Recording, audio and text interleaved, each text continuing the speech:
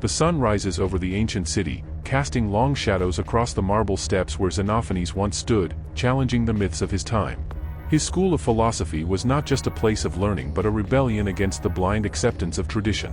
He questioned the gods of Olympus, arguing that if horses could draw, they would depict gods as horses. This bold skepticism laid the groundwork for a new way of thinking, one rooted in reason rather than superstition. In the spirit of Xenophanes, Stoicism emerges as a philosophy that demands we see the world as it is, not as we wish it to be. The Stoics, like Xenophanes, rejected the fanciful illusions of the mind and instead embraced the clarity of logic. They understood that suffering arises not from events themselves but from our judgments about them. This echoes Xenophanes' insistence that truth must be sought through inquiry, not inherited belief.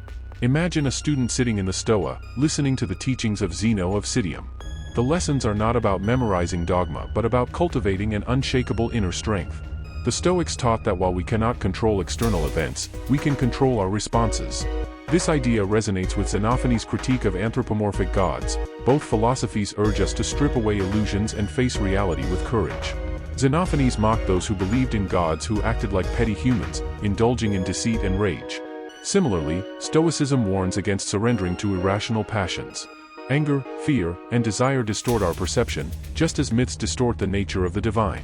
To live virtuously, we must rise above these impulses, aligning ourselves with reason. The Stoic sage is like Xenophanes' ideal thinker, someone who questions, reflects, and seeks truth beyond appearances. Both philosophies value self-examination. Xenophanes doubted the stories told by poets, while the Stoics doubted the stories told by their own emotions. Both understood that wisdom begins with doubt. When faced with adversity, the Stoic does not cry out to the gods for rescue but instead turns inward. There is a quiet strength in this, a refusal to be victimized by fortune. Xenophanes would have admired this resilience. He himself wandered Greece, often exiled for his radical ideas, yet he never ceased his pursuit of truth. The Stoics taught that nature is governed by logos, a rational principle that orders all things. Xenophanes, too, spoke of a single, unchanging divine force behind the chaos of the world. Both visions reject caprice in favor of a universe governed by intelligible laws. To live in harmony with these laws is to live a life of virtue. Consider the way Xenophanes criticized the athletic victories celebrated by his society. He saw them as distractions from true excellence, the excellence of the mind. The Stoics shared this disdain for superficial glory. Fame, wealth, and power are indifferent to the Stoic. What matters is moral integrity. In a world where many still cling to comforting falsehoods, the legacy of Xenophanes and the Stoics remains vital. They remind us that philosophy is not an abstract exercise but a way of life. To question, to endure, to act with justice, these are the marks of a true thinker.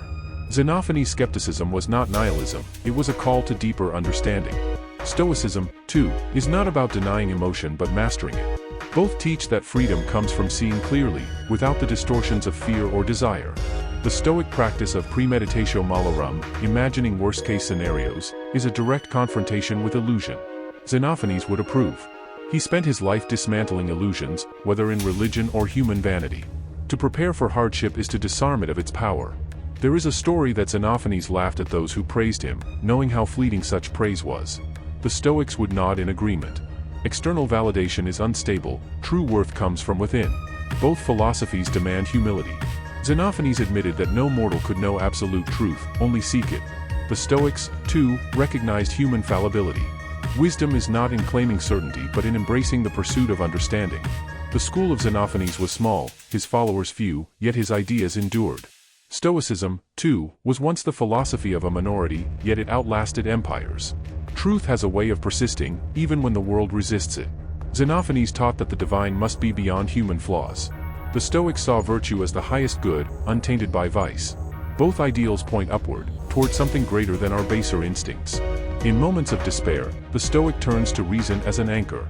Xenophanes turned to observation, studying fossils to understand the Earth's history. Both believed that knowledge is the antidote to chaos. The modern world is filled with noise, opinions shouted as truths, desires mistaken for needs. Xenophanes and the Stoics offer a way through the storm. Question everything, especially yourself. To study Xenophanes is to learn the art of doubt. To practice Stoicism is to learn the art of resilience. Together, they form a path to intellectual and emotional freedom. As the sun sets, the marble steps remain, silent witnesses to the thinkers who walked them. Their lessons endure, not in stone, but in the minds of those who dare to live by reason and virtue. The The school of Xenophanes and the Stoic porch may be ancient, but their light still guides us.